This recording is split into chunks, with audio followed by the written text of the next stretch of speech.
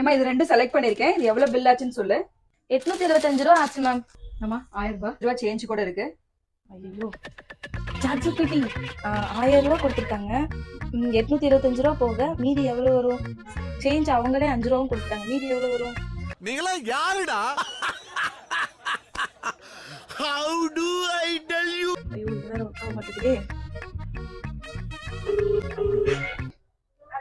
ஏய், கஸ்டமர் ஒருத்தவங்க 1000 ரூபாய் கொடுத்துருக்காங்க டி.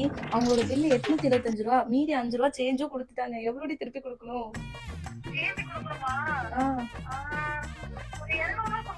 200 ரூபா கொடுக்கணுமா?